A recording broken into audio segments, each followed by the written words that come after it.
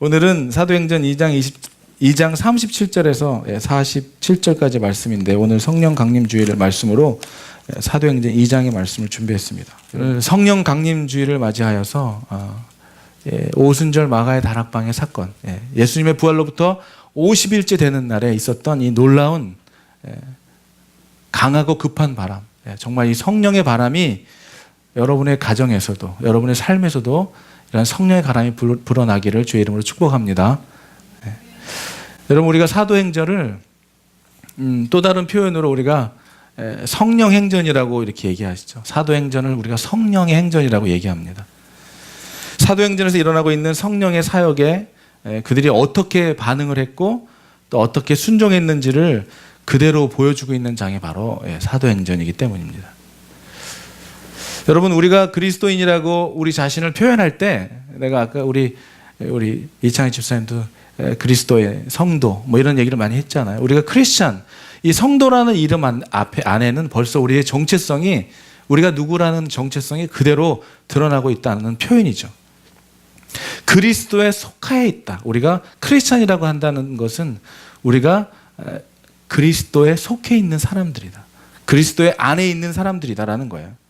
그리고 그리스도를 나의 하나님이라고 고백하는 사람이 되었다는 것을 의미하는 거예요. 그리고 주님을 따르는 말씀대로 살아가는 사람이 되었다는 것을 의미하는 것이 바로 크리스찬이라는 거예요. Christ-like, 하나님, 예수님처럼, 예수님 같이 살아가는 그런 사람이 되었다는 것을 의미하는 것이 바로 크리스찬이라는 것이죠. 그런데 이 크리스찬이라고 하는 이 이름 안에는, 여러분, 우리가 왜 그냥 사람이라고 하면 되지 왜 성도라고 하겠습니까? 왜 세상 사람들과 크리스찬하고 성도에는 분명히 다른 무언가가 있다는 거예요. 여러분들과 세상 사람들하고는 구별되는 뭔가가 있다는 것이죠. 그 구별되는 것이 뭐냐면, 우리는 믿음으로 구원받은 사람들이라는 거예요. 그죠? 크리스찬이 되었다는 것은, 성도가 되었다는 것은 우리는 하나님의 구원받은 하나님의 백성이 되었다라는 것을 의미함과 동시에 무엇을 얘기하냐면, 예수님을 구주로 시인하고 받아들인 사람 안에 있는, 우리 안에는 내재하시는, 우리 안에는 이제 성령님과 동행하는 삶을 살게 되었다는 거예요. 저는 여러분께 수없이 말씀드렸지만 외로운 제 인생에 주님을 만났을 때 깨달았던 것이 바로 그거였어요. 아, 내가 혼자가 아니었었구나. 난 맨날 내가 혼자라고 생각하고 외롭게 생각했는데 내가 혼자가 아니었다는 사실을 깨달아요. 여러분, 예수님을 만나고 그 예수님을 구주로 시인하고 크리스찬이 됐다는 것은 여러분이 혼자가 아니라는 거예요. 여러분 안에 내재하시는 성령님과 함께 살아가는 사람이 되었다는 것입니다. 옛날에는 여러분이 양심이 작동했는지 모르지만 이제는 믿음으로 살아가는 사람들에게는 이젠 성령님이 작동하는 거예요. 그래서 온전치 못한 일을 하면 성령님의 근심이 양심의 가책처럼 느껴지는 것이죠. 믿음이 없는 사람들도 이 양심이라는 게 있잖아요. 근데 이제 우리는 하나님을 믿고 크리스찬이 되었다는 것은 우리 안에 성령님께서 함께 하신다는 그 사람이 되었다는 거예요. 여러분, 이것은 돈으로도 살 수 없는 것이죠. 이거 시몬 베드로가 마술사 시몬 베드로가 이것을 누가복음에서 사기를 위해서 돈을 갖다 줄 테니까 좀 성령의 능력을 사겠다고 그랬던 적이 있어요. 신령한 하나님의 것을 돈으로 살려고 하느냐고 나무란 적이 있습니다. 여러분, 이거 우리가 하나님을 통하여 예수 그리스도를 통하여 얻게 된 이 성령의 능력은, 성령의 내재하심은 돈으로도 못 사는 것이고요, 지혜로도 얻을 수 있는 것도 아니고요, 능력으로도 얻는 게 아닌 거예요. 예수님을 믿음으로 얻어진 우리 하나님께서 우리 안에 주신 선물이라는 것이죠. 그래서 어린이 여름 성경학교 때 노래하시지 않습니까? 우리가 돈으로도 못 가요 하나님 나라, 능으로도 못 가요 하나님 나라, 믿음으로 가는 나라 하나님 나라. 여러분, 우리 안에, 여러분이 인식하든 인식하지 못하든 믿음으로 하나님께 나온 자들 안에는 성령님과 동행하는 성령의 사람이 되었다는 것을 의미한다는 것을 여러분 기억하시기를 바랍니다. 여러분, 이제 혼자가 아닌 거예요. 혼자인 척 살아가지만 세상의 사람들도 혼자 외롭지 않다. 사람은 사실 외로운 존재죠. 혼자 살아가기에 외로운 존재예요. 나는 혼자가 괜찮아 그러면서 살아가도 집에 가보면 애완동물을 키운다든지 혼자 살아가지 못하기 때문에 뭔가 이렇게 하는 것들이 있다는 거예요. 우리는 그렇게 하나님께서 우리를 혼자 살아가게 짓지 않았다. 공동체를 통해서 더불어 살아가게 우리를 만드셨다는 것입니다. 여러분, 우리 안에 계시는 성령님, 그래서 우리 안에, 여러분 안에 계시는 성령님이 계시는 성도들, 그 크리스찬들이 모인 이 공동체가 바로 성령의 공동체고, 성령의 사람들이 모인 이 공동체가 바로 교회라는 것이죠. 그래서 여러분, 우리 교회를 교회라고도 얘기하지만 성령의 공동체라고도 얘기하는 거예요. 그래서 저는 오늘 제목을 성령 공동체의 특징이라고 오늘 제목을 정했는데요. 그러면 성령님이 내재하시는 사람들이 모인 성령 공동체에서 일어나야 하는, 있어야 하는, 반드시 있게 된 일들이 어떤 것인지, 특징이 무엇인지. 여러분, 뮤지션이라고 하면 뮤지션들의 특징은 뭐예요? 날마다 음악을 노래하고 연습하고 연주하고 하는 사람들 특징이 나타나잖아요. 노래꾼이다, 소리꾼이다 하면 그 사람들의 특징이 있잖아요. 그럼 우리가 성령의 사람이고 교회라고 한다면 성령 공동체 안에서의 있어야 하는, 반드시 있어야 하는 특징들이 나타나는, 이런 일들이 나타난다는 것이죠. 오늘 말씀을 통해서 정말 우리 교회를 한번 생각해보고, 하나님이 말씀하시는, 예수님이 말씀하시는 이 초대교회에 있었던, 이 사도행전 교회에 있었던 성령 공동체에 일어났던 특징들을 오늘 한번 같이 은혜를 나눴으면 좋겠습니다. 사도 바울은 고린도전서 3장 16절에 이렇게 얘기하고 있어요. 여기 분명히 이렇게 얘기하고 있어요. 너희가 하나님의 성전인 것과 하나님의 성령이 너희 안에 거하시는 것을 너희가 알지 못하느냐. 너희가 성령의 전이다. 성령님이 너희와 함께 하시는 전이다. 그러니까 너의 성전을 더럽히지 말아라. 거룩하게 살아야 한다고 바울은 얘기하고 있죠. 그러니까 우리 안에, 여러분 안에 내가 성도가 됐다라고 한다는 것은 내 안에 성령님이 여러분과 함께 하시고 계신다는 사실을 반드시 믿어야 한다는 거예요. 예전에 제가 성령님의 동행이 축복입니까? 부담입니까? 라는 제목으로 설교한 적이 있었는데요. 여러분, 성령님이 함께 하신다는 것은 부담과 거북함이라기보다는 안도와 안심과 그리고 영원한 충만한 평안이 있는 우리에게 이끌어가는 것이죠.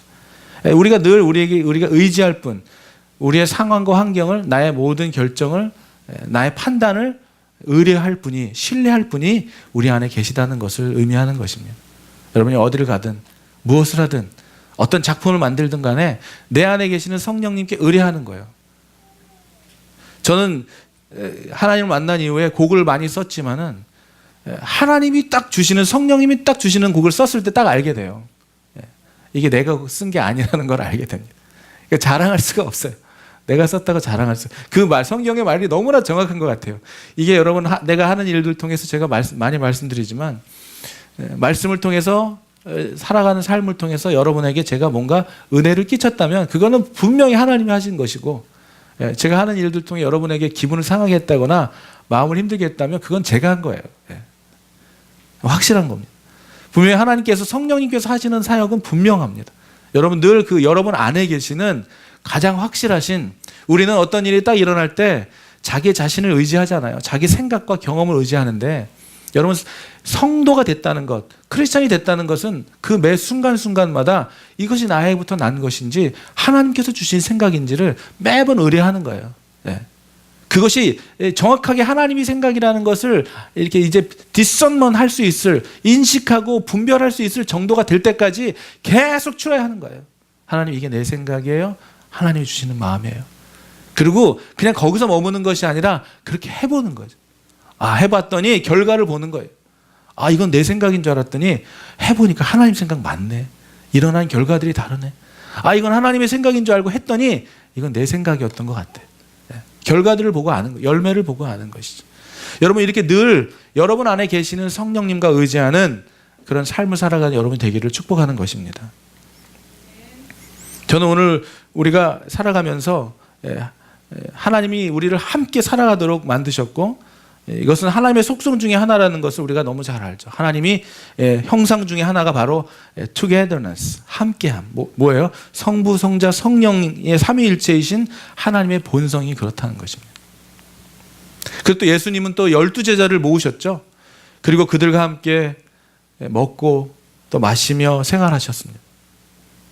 혼자 사역을 하신 것이 아니라 제자들과 함께 사역을 나누며 하나님의 나라를 제자들에게 몸소 보이셨어요. 여러분, 주님이 혼자 하셨다면 어떻게 보면 더 빠르고 쉽게 하셨을 일이지만 주님은 함께 하셨습니다. 얼마 전에 제가 아는 목사님이 이사를 가셨는데 어른들이 이렇게 막 날르고 그러면 편하잖아요. 그런데 아이들이 그냥 뭐 날르다가 망가뜨리기도 하고 하지만은 뭘 막 도와준다고 하면 이쁘긴 해도, 우리 환희가 뭘 막 도와준다고 하면 엄마 아빠가 기쁘긴 하지만 불안한 거죠. 불안한. 날르고 있는 모습을 보면 불안한 거예요. 나르다 깨뜨리기도 하고 저 역시도 깨뜨리기도 하지만은, 그런데 주님이 혼자 하면 편하고 혼자 하면 더 잘했을 일을 제자들이랑 함께 하셨다는 거예요. 함께. 아프리카 속담에 보니까 이런 말이 있더라고요. 빨리 가려면 혼자 가고 멀리 가려면 함께 가라. 분명히 혼자 하는 일이 쉽고 편하고 빠를 수 있습니다. 그런데 주님이 우리에게 원하시는 것은 함께함이라는 거예요. 함께함. 넘어지고 좌충우돌하고 그리고 또 좀 늦을지라도 함께함을 주님이 말씀하고 계신다는 것이죠. 그래서 하나님 나라는 이렇게 함께 하는 나라고, 하나님 나라는 홀로 이룰 수 있는 나라가 아니라 더불어 우리가 살아갈 때 이루어지는 것이라고 예수님은 제자들에게 보여주셨습니다. 그래서 정말 우리 교회도 여러분들과 저가 함께 하나님의 나라를 부족한 모습이지만 함께 만들어 가기를 저도 바라는 것입니다. 여러분, 우리가 하나하나 서로의 힘을 합하여 작은 모습이지만 하나님의 나라를 함께 이루어가게 되기를 주의 이름으로 축복합니다. 그래서 하나님의 나라는 이렇게 함께 더불어 사는 나라라는 것이죠. 그러고 보니까 이 더불어민주당이 이름을 참 잘 준 것 같아요. 더불어민주당. 이 더불어 살아가는 것을 주님이 원하시는데 더불어서 함께 나가는 것을 원한다는 것이죠.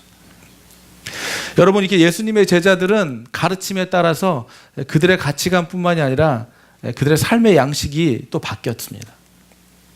그래서 그 제자 공동체에게 새로운 법을 주셨어요. 우리 교회 2017년의 표어처럼 내가 너희를 사랑한 것 같이 너희도 서로 사랑하라. 예수님의 계명은 제자 공동체의 관계를 더 돈독해, 더 깊게, 따뜻하게 해주셨다는 것입니다. 그래서 오늘 여러분, 예수님이 승천하신 후에 첫 번째 오순절날 제자들에게 임하셨는데요.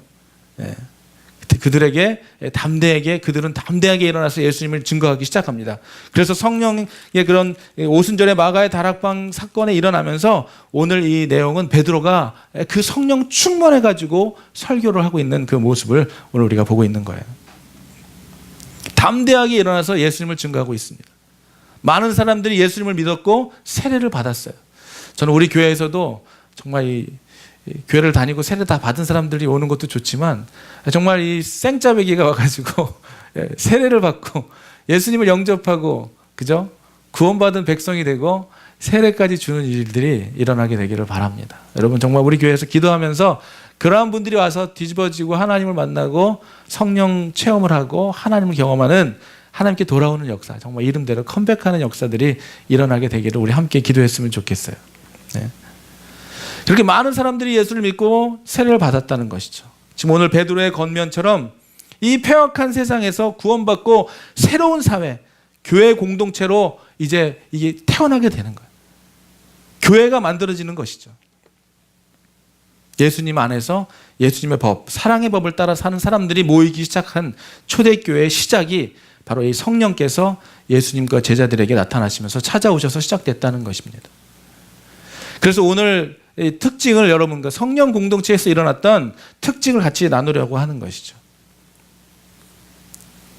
그래서 이 성령의 충만함을 통하여 이 성령님께서는 개인 한 사람 한 사람의 예수 이름으로 더불어 함께 살아가는 삶을 회복시켜 주셨다는 데 큰 의미가 있다는 것입니다.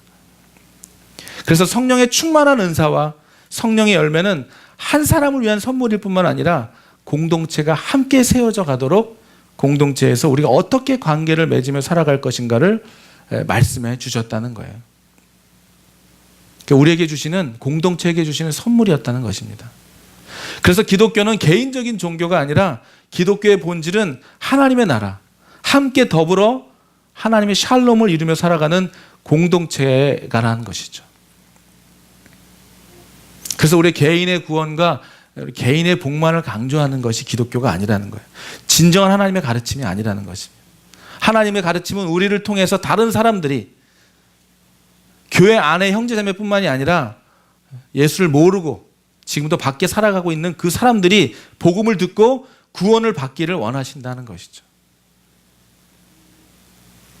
물론 우리 한 사람 한 사람들이 믿음 안에서 성숙한 하나님의 자녀로 자라나는 것, 그리스도의 제자가 되는 것, 그리스도의 증인의 삶을 살아가는 것이 중요합니다. 그것이 다 그 이유가 뭐냐면 믿지 않는 하나님을 아직 모르는 자들을 주님께로 돌아오게 하는 일들로 우리를 부르셨다는 거예요. 그래서 우리와 함께 하나님께서는 저와 여러분들과 함께 하나님의 나라를 이루어 가시기를 원하신다는 것입니다. 그래서 이렇게 한 사람 한 사람이 건강한 성령의 사람들이 모여서 건강한 교회를 만들고 그 건강한 교회에서 일어나는 특징들을 통하여 하나님의 나라를 세상에 이루어가게 원하신다는 것입니다. 그래서 오늘 읽은 말씀은 성령으로 하나 된 초대교회가 어떤 모습이었는지를 우리에게 잘 보여주고 있는 말씀이에요. 그래서 오늘 그 교회들에게 일어났었던 특징들을 같이 하나하나씩 좀 보려고 합니다. 첫 번째 특징은 오늘 말씀을 보니까 첫 번째 특징은 42절 전반부를 보니까 새 번역, 여러분 표준 새 번역으로 보니까 이렇게 표현하고 있더라고요. 그들은 사도들의 가르침에 몰두하였다. 42절 보니까 사도의 가르침에 몰두했다라고 이렇게 표현하고 있습니다. 새로운 교회 공동체에 들어온 사람들은 성령에 충만해지자 그 가르침에 몰두하기 시작. 하나님이 어떤 분이시? 하나님의 말씀에 귀 기울이기 시작. 예수님이 하신 일들에 대하여 귀를 기울이기 시작했다는 거예요. 어떤 삶이었는지, 어떤 말씀이었는지 그 사도들의 가르침에 귀를 기울이기 시작했다는 거예요. 그래서 성령 공동체에 일어나는 첫 번째 특징은 뭐예요? 배우려고 하는 공동체. 누구를 배운다는 거예요? 예수님에 대하여, 말씀에 대하여 배우려고 하는 공동체가 되었다는 것이죠. 그러니까 교회에서는 여러분 이 세상에서 살아가는 어떤 인본주의적인 세상 철학을 배우고 인간들의 경험담과 무용담을 듣는 게 아니라 예수님이 가르치신 하나님의 나라를 배우며 함께 예수님이 걸어가신 길로 우리가 함께 걸어가기를 순종하는 사람들이 모임이 되어야 된다는 것입니다. 그냥 모여가지고 우스갯소리나 하고 그렇게만 하고 그냥 세상적인 어떻게 하면 성공하고 어떻게 하면 이런 얘기만 하는 것이 아니라 예수님은 어떠한 삶을 살았고 우리에게 어떠한 가르침을 주셨고 무엇을 남기셨는지 우리에게 어떻게 살아가라고 하셨는지를 전하는 공동체가 돼야 된다는 것이죠. 그래서 예수님은 성령을 진리의 영이라고 말씀하셨어요. 진리의 영이 오셔서 어떻게 한다고 했어요? 너희에게 모든 것을 가르쳐 주실 것이라. 그리고 또 너희에게 모든 것을 말할 것이고 모든 것을 생각나게 하실 것이다. 여러분 이런 성령의 은혜가 충만함이 여러분에 있게 되기를 축복합니다. 저희도 말씀을 준비하면서요. 목사도 마찬가지예요. 인간적으로 이 말씀 속에서 내가 생각하는 나의 퍼스펙티브만 가지고 전하면 저랑 비슷한 생각을 가지고 있는 사람은 공감할지 몰라도 다양한 생각을 가지고 있는 사람에게 공감을 주지 못할 것입니다. 그런데 이 시간 말씀을 준비하면서 하나하나의 말씀 속에서 정말 다양한 사람들의 생각 가운데 그 사람들의 마음속에 성령님께서 말씀해 주시고 진리의 영으로 진리를 선포케 하시고 그리고 여러분들의 마음속에 진리가 깨닫게 되어지기를 원하며 우리 하나님께서 하나하나 디테일하게 여러분 마음속에 새겨주시기를 성령의 은혜가 없이는 말씀의 선포는 그냥 지식의 전달뿐일 수도 있다는 것입니다. 저는 말씀을 하루 한 주 한 주 전할 때마다 여러분 안에 저도 그렇게 전해야 되겠지만 여러분 마음속에서도 성령님 들리고 선포되는 말씀 속에 진리의 영으로 오신 그 성령님께서 깨닫게 해주시고 내 안에 새겨지게 하여 주시옵소서라는 마음이 여러분에게도 있게 되기를 바라요. 그래서 사도행전의 교회는 이렇게 진리를 배우고 진리 안에 거하며 진리를 사모하는 공동체가 되었다는 것입니다. 그래서 이렇게 그러한 하나님의 진리의 말씀이 여러분 안에 오시면 우리에게 온전한 말씀으로 가르침을 받게 된다면 그 말씀이 여러분의 삶을 드라이브해 나가는 놀라운 성령의 사람들의 삶으로 살아가게 된다는 것이죠. 두 번째 특징은 뭐였냐면 더불어 함께하는 공동체였다는 거예요. 42절 후반부터 보면은 거기 이렇게 나와 있습니다. 우리 한번 같이 볼까요? 서로 사귀는 일과 빵을 떼는 일과 기도에 힘썼다라고 얘기합니다. 기도에 사도의 가르침을 받아서 어떻게 했다 그랬어요? 서로 교제하고 떡을 떼며 오로지 기도하기를 힘썼다. 여러분, 그들은 지금 성령이 충만한 초대교회 사람들은 펠로십, 친교를 이루었고, 왜냐하면 성령님께서는 성도들 그리스도의 한 몸을 이루게 하시는 이 펠로십을 이루게 하시는 것이죠. 우리가 이것을 코이노니아라고 얘기하는데 서로 관계를 맺고 사는 삶을 이야기하는 것입니다.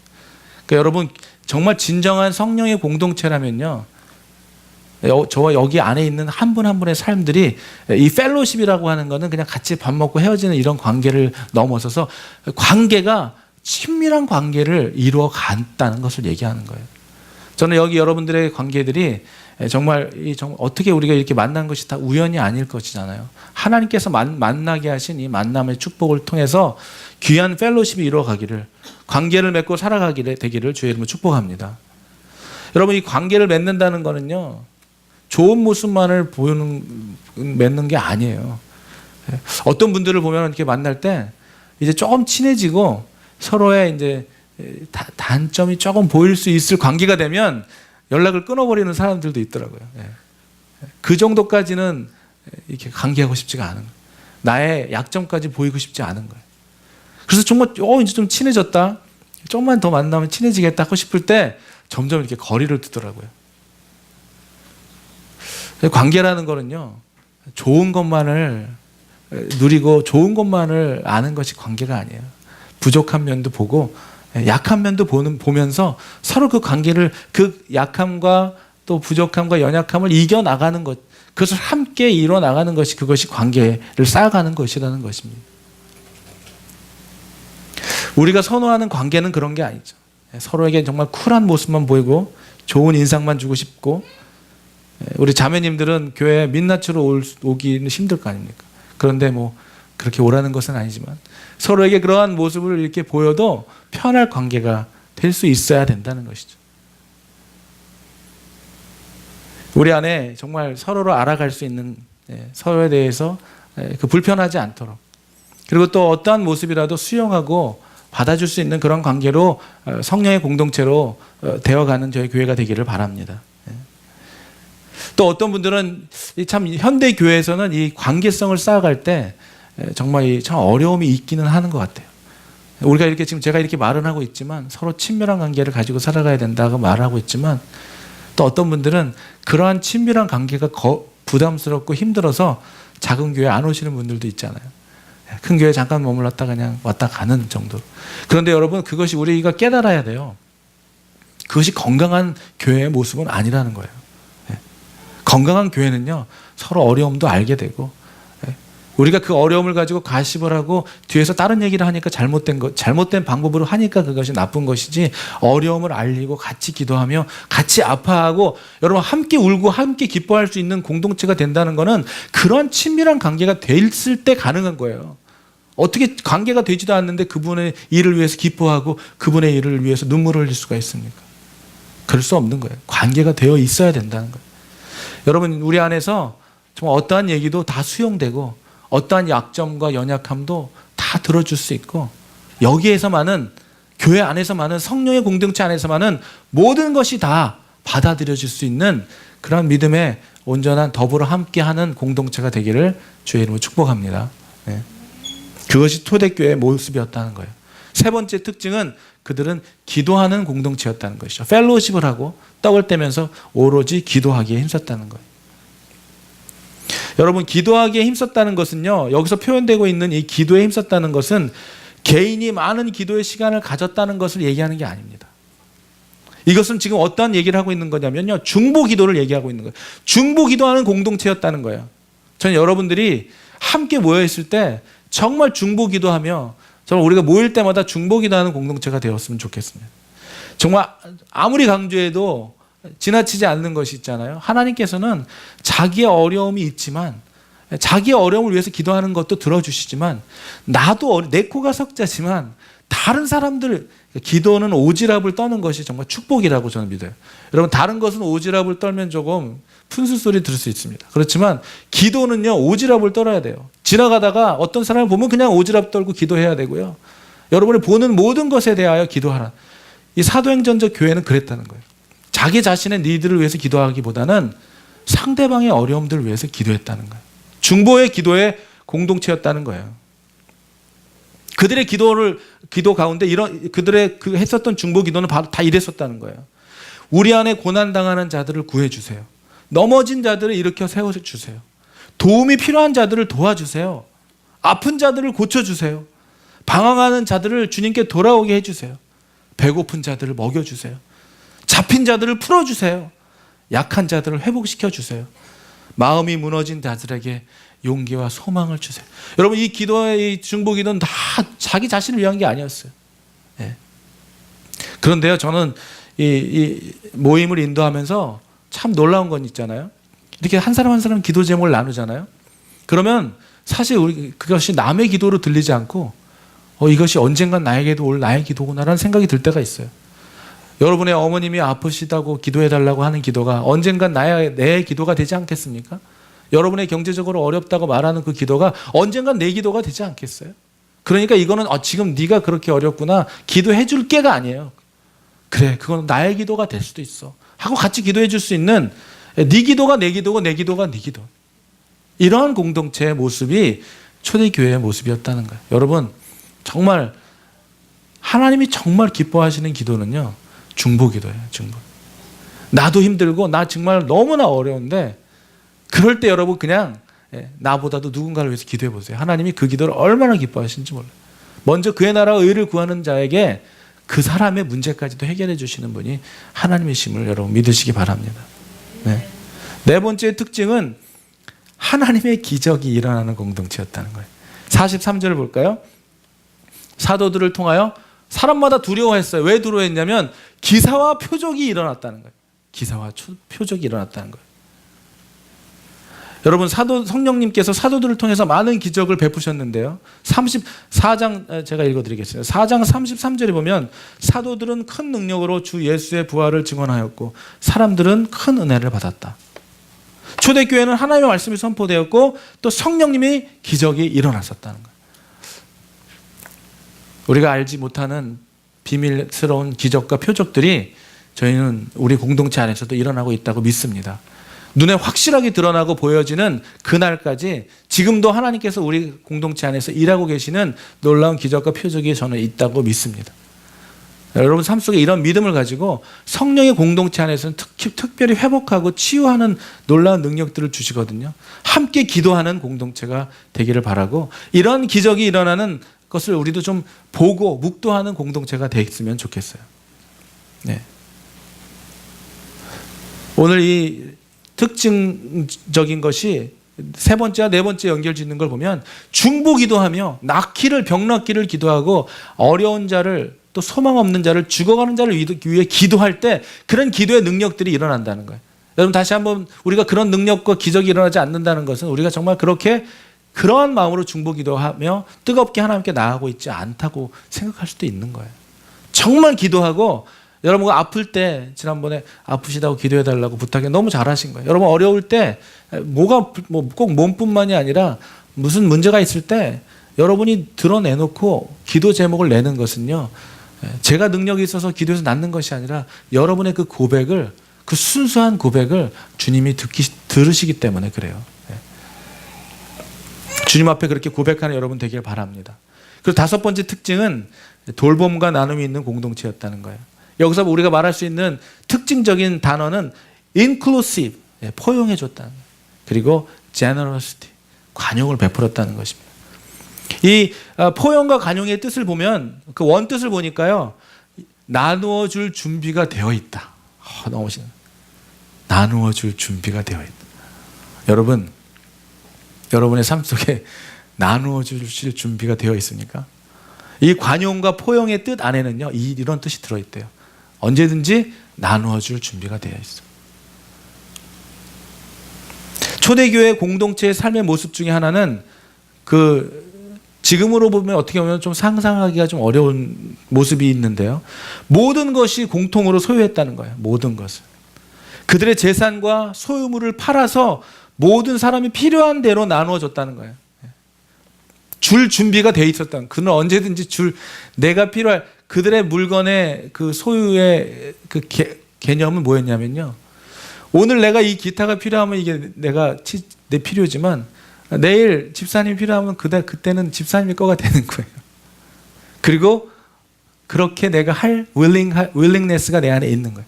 언제든지 영준 형제가 필요하면 그의 것이 될 준비가 돼 있는 공동체였다는 것이죠. 아주 어려운 얘기죠. 여러분이 가지고 있는 것, 언젠간 내가 필요할 때 내 것이 될 수 있는 준비가 되셨으니까, 누군가가 필요할 때, 누군가가 나에 있는 것이 필요로 할 때, 주님께서 카톡을 보내주셨나 보네요. 여러분, 누군가가 그게 필요할 때 그것이 더 이상 내 소유가 아닌 성령의 공동체였다는 거예요. 근데 여러분, 이것을 우리가 묵상하며 깨닫게 되는 건 뭐냐면, 이게 우리의 힘으로 되는 게 아니죠. 완전히 나의 가진 모든 것이, 나에게 주신 모든 것이 하나님의 것이라는 것을 믿고 성령의 붙들림 당한 사람들이 하는 삶의 모습이었다는 거예요. 여러분, 내 실력으로는요, 내 능력으로는 내 거를 누구에게 다 준다는 게 쉽지 않아요. 하지만 성령님이 임하시면, 오늘 이 성령이 임하면 우리 삶 속에 이런 불가능한 일들 일어날 수 있게 되는 것이죠. 그런 일을 통하여 하나님은 놀라운 일들을 또 우리를 통해 하시는 것이죠. 초대교회의 나눔은 교회 안에서만 이루어진 나눔이 아니었습니다. 그 당시 기독교인들은 정말 관대했다고 해요. 공동체 안에서뿐만이 아니라 교회 밖 이방인들에게도 자비를 베풀었는데요. 그러니까 전혀 관계없고 나하고 아무 인적 사항에 관계없는 사람들을 위하여 수고하고 어려운 일까지 마다하지 않는 그런 사람들이었다는 거예요. 여러분, 이런 사람들이 되었으니까, 오늘 그런 성령의 충만한 공동체가 되었으니까, 그런 사람들을 보고 사람들이, 세상에 있는 사람들이 안 왔겠어요? 교회로 안 왔겠습니까? 내가 그 영준 형제가 있는 교회라면 내가 가겠습니다. 네? 그러지 않겠어요? 그들에게 이런 모든 11조나 헌금은 강요되지 않았다고 해요. 하지만 물질에 대한 주권이 하나님께 있다는 것을 그들은 삶으로 실천했고, 특별히 초대교회 사람들은 예수님께서 우리의 모든 소유를 필요한 가난한 사람들을 위해 기꺼이 주는 것에 대한 준비가 되어 있었던 사람들이었다고 합니다. 또한 그들은 서로를 향한 이 accountability, 서로를 향한 책임, 소유를 나누고 또 필요한 대로 도와주고 함께 어려움을 같이 하려고 하는 그러한 마음들의 자세들이 있었다는 거예요. 많은 공동체를 말하지만 어떻게 보면 가장 도전이 되는 부분이 바로 이 말씀이 아닌가 싶습니다. 많은 교회들이 초대교회의 성령 충만함을 원하지만 또한 가장 걸림돌이 되는 부분이 바로 이 말씀이 아닌가 싶어요. 소유를 함께 나눌 수 있는 삶, 나의 것을 나의 것이라고 생각하지 않는 삶을 산다는 것이 우리에게 주는 큰 도전일 것입니다. 하지만 이런 삶을 강요되는 것이 아니에요. 이거 강요하는 삶이 아니에요. 성령님이 충만하게 우리에게 임하셨을 때 우리 안에서 자발적으로 일어나게 되는 기적과 같은 일들, 성령의 역사라는 것입니다. 우리는 이 우리의 소유와 우리들에게 주어진 하나님의 은사를 함께 나눌 수 있는 저와 여러분이 되기를 주의 이름으로 축복합니다. 우리 안에 성령님이 역사할 때 우리는 기쁜 마음으로 자발적으로 내가 가진 것을, 나에게 주신 은사를 세상에 소외된 사람들과 나눌 수 있게 될 수 있습니다.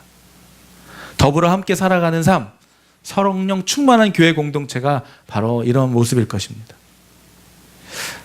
오늘 성령 공동체에서 주시는 마지막 6번째 특징은 선교 공동체였다는 거예요. 선교 공동체. 여러분, 성령님께서는 우리에게 소원을 주시면서 그 소원을 이뤄 가십니다. 여러분 잘 아시는 빌립보서 2장 13절 뭐예요? 너희 안에서 행하시는 이는 하나님이시라고 얘기하고 있어요. 우리 안에 자기의 기쁘신 뜻을 위하여 우리 안에 소원을 두고 그것을 행하게 하신다는 거예요. 여러분, 성령님이 여러분을 통하여 이루시기를 원하는 소원이 느껴지십니까? 여러분의 삶을 통하여 그려내고 말씀 전하기를 원하고 사라지기를 원하는 성령님의 소원이 여러분 안에 느껴지세요? 오늘 설교 말씀을 마치면서 이 성령 공동체 안에서 있었던 이런 특징들을 우리 다시 한번 생각해 보고 끝날 것이 아니라, 정말 우리 안에 역사하시는 성령님의 음성에 순종해서 기도하며 더불어 살며 서로 누군가의 필요가 의해서 나의 것을 willing to 줄 수 있는 마음을 가지며 할 수 있는 이런 성령의 충만한 은혜로 자기의 뜻이 아닌 자기는 이해할 수 없지만 성령님이 주신 그 마음에 순종하여 살고 있는, 그래서 이디오피아로 떠난 서울대 의과를 졸업해서 의사가 되었는데 하나님의 강력한 성령의 강하고 급한 바람을 마음과 뜻을 주셔서 그것을 거부할 수 없어서 그 말씀 따라서 이디오피아로 떠났던 지금 그곳에 있는 한 젊은 의사 부부를 짤막한 영상을 보여드리기를 원하는데요. 한번 오늘 말씀을 정리하면서 성령님이 주시는 음성에 순종하여 살아가는 그들의 삶 어떠한 모습인지 한번 우리 같이 영상을 통해 한번 잠깐 마지막으로 여러분께 보여드리길 원합니다. 잠시 같이 보시죠. 여러분, 하나님께서 성령님께서 함께 하시며 나아갈 수 있는 삶이 이것이 고난이 아니며 기쁨이고 축복인 것을 다시 한번 보게 됩니다. 우리 시간 잠깐 같이 기도했으면 좋겠습니다. 우리